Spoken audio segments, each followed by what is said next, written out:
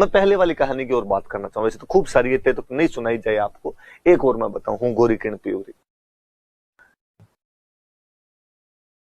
एक किसी गांव ने, कहानी यहां से शुरू होती है कि हरिद्वार में गंगा के घाट पर एक पत्रकार वहां रहने वाले साधुओं का जीवन देखने के लिए जाता है। वो देखना चाहता है कि साधु कैसे रहते हैं, इनकी दिनचर्या क्या है, इनकी जीवनचर्या क्या है। और वह पत्रकार नोटिस करता है कि एक साधु डेली सुबह 4 बजे कड़ाके की ठंड में नंगा होकर गंगा की तेज अविचल धारा में सामने की तरफ खड़ा होकर स्नान करता है। पत्रकार को बड़ा आश्चर्य होता है कि धारा के समानांतर नहीं बल्कि धारा की विपरीत मां भागीरथी के इस आंचल में ये बंदा डेली सुबह 4 बजे आकर खड़ा हो जाता है, कैसे ठंड नहीं लगती। पत्रकार पूछता है कि बाबा जी क्या रहस्य है, थोड़ा लेट भी नहा सकते हो, सूरज उगने के बाद नहा सकते हो, मरना जरूरी थोड़ी है, इसमें डर नहीं लगता आपको। बाबा जी बड़े निश्चय के साथ उसके आंखों में आंखें डालकर देखते हुए कहते हैं कि युवक, अब मोह माया और डर से मैं बहुत आगे निकल चुका हूं, मेरी जिंदगी में अब इन चीजों के लिए कोई स्थान नहीं है। युवक को उन बाबा जी की बातों में बड़ा मजा आता है। पत्रकार को लगता है इस बंदे के साथ समय व्यतीत करना चाहिए, मैं शायद जीवन के रहस्यों को थोड़ा और सुलझा पाऊंगा, इन बाबाओं की जिंदगी के बारे में जान पाऊंगा। वो अब अक्सर उनके साथ बातें करने के लिए बैठता है। एक दिन वो साधु, वो बाबा जी उस पत्रकार को एक कहानी सुनाते हैं। कहानी यूं है कि किसी एक गांव के अंदर 2 भाई रहा करते थे जिनके माता पिता की बहुत अर्ली डेज में डेथ हो चुकी थी। दोनों भाई संघर्षों के साथ में पलते बढ़ते हैं। बड़ा भाई बेहद सहकुशल, व्यवहार कुशल, सदहृदय, अपने छोटे भाई के प्रति समर्पित छोटे भाई को पालता है। वह छोटे भाई से कहता है कि मैं कमाई करके लाऊंगा, मजदूरी करके लाऊंगा, पर तू पढ़ के सरकारी नौकरी लग, ताकि आने वाली पीढ़ियों का उद्धार किया जा सके, सुधार किया जा सके। छोटा भाई भी उतना ही मन लगा के पढ़ता है। समय अपनी गति से आगे बढ़ता है और बड़े भाई की शादी होती है। पत्नी और अच्छी महिला, उतनी व्यवहार कुशल, सद्ग्रहिणी मिलती है। वह उसे भी पूरी बातें समझाता है। पति पत्नी दोनों मिलकर अपने छोटे भाई का बहुत ख्याल रखते हैं, पढ़ाई में ध्यान देते हैं। समय का कुचक्र कुछ यूं घुमा कि गांव में अकाल पड़े लगातार 2-3 साल तक। खेतों में खाने के लिए कुछ बचा नहीं तो मजदूरी कहां की जाए। कर्जा चढ़ने लगा, कर्जदार डेली मांगने के लिए घर आने लगे। बड़े भाई ने एक दिन रात को सोते समय अपनी पत्नी को कहा कि मुझे नहीं लगता अब इस गांव के अंदर रहना संभव हो पाएगा, वरना कर्जदार डेली आके पैसे मांग मांग कर शर्म से डुबो कर रख देंगे। क्यों ना मैं बाहर कहीं कमाने के लिए जाऊं, मैं देशावर जाऊं, दूसरी जगह पर कहीं कमाऊं जाके, ताकि कर्जा उतारा जा सके। मैं अब निकल रहा हूं, पर तुम याद रखना मेरी इस बात को कि भाई की पढ़ाई नहीं छूटनी चाहिए, भाई पढ़ना चाहिए। मैं तुम्हें हर महीने पैसे भेजता रहूंगा, इसकी पढ़ाई में कोई आंच मत आने देना तुम। और पैसे मांगने वाले आए तो उनको कहना कि आदमी चला गया, तो तुम्हें तो वो तंग करेंगे। वह रात को अपनी पत्नी को छोड़कर चला जाता है। भगवान बुद्ध बिना बताए गए थे और बड़ा भाई बताकर जाता है। दूसरे दिन जब मांगने वाले आए तो पत्नी ने कहा भाई आदमी तो घर से बाहर चला गया। तब तक गांव में लोगों की आंखों में इतना पानी जमा नहीं था। लोग इन बातों को समझते थे और उन्होंने कहा महिला से पैसे मांगने से तो क्या ही मतलब है, जब वो आएगा तब उसे लेंगे। शुरुआत के 2-3 महीनों में बड़े भाई ने पैसे भेजे। उसके बाद उसके न केवल पैसे आने बंद हुए बल्कि बड़े भाई की सूचनाएं मिलनी भी बंद हो गई। कहां है, कहां गया, कोई जानकारी नहीं।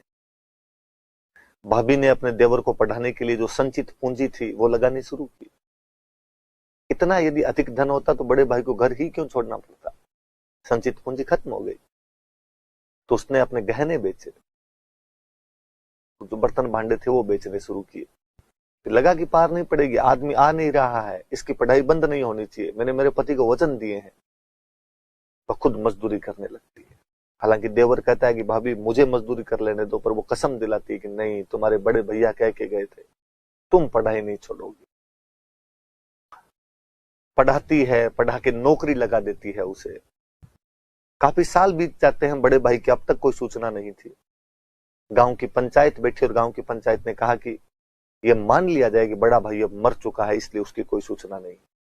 और चूंकि इस महिला के पति की डेथ हो चुकी है, अतः इस महिला पर अब इसके पीहर का पूरा अधिकार है। ये अपने पिता के साथ जा सकती है या इसके पिता जो निर्णय लेना चाहेंगे वो ले सकते। उस महिला को उसके पिता वापस गांव लेकर चले जाते हैं। पिता शराबी आदमी था, वो महिला सुंदर थी। पिता अपनी उस लड़की को बेचकर अपने शराब के पैसों का जुगाड़ करना चाहता है। वो एक बड़े सेठ साहूकार जिसके पास बहुत सारे पैसे थे, जिसकी नजरें उस व्यक्ति की बेटी पर कई दिनों से थी, उसे समझौता करता और कहता तू मुझे इतने पैसे दे दे तो मैं मेरी बेटी तुझे बेच दूंगा। वो लड़की जब एक रात को अपने पिता और सेठ के बीच की बातचीत सुनती है तो वहां से भाग निकलती है। वो महिला भागकर वापस अपने ससुराल वाले घर में आती है, अपने देवर के पास आती है। देवर को पूरी बात सुनाती है कि मैं विपदा की स्थिति के अंदर हूं, मेरे पिता मुझे बेचना चाह रहे हैं, तुम कुछ करो। देवर कहता है कि मैं क्या कर सकता हूं इसके अंदर, आप पर आपके पिता का अधिकार है, मेरा अधिकार है नहीं आप पर। वो महिला उसे याद दिलाती है कि समाज में नाता प्रथा भी होती है, नाता प्रथा के अंदर देवर भाभी के साथ शादी कर सकता है, क्यों ना तुम मेरे से शादी कर लो। देवर ने कहा कि आपकी बात यकीनन सत्य है भाभी, पर मैंने आपको मां की तरह देखा है, आपने भी मुझे मां की तरह पाला है, आपके साथ शादी की बात मैं सोच भी कैसे सकता हूं। उस महिला ने कहा कि किसी सेठ के पास पैसों में बेचे जाने के बाद और उसकी बांदी और दासी बनकर उसके चरणों में पड़े रहने से तो अच्छा है कि तुम ये अपना राग आलापना बंद करो और मेरे से शादी कर लो ताकि जिंदगी सुधर जाए मेरी।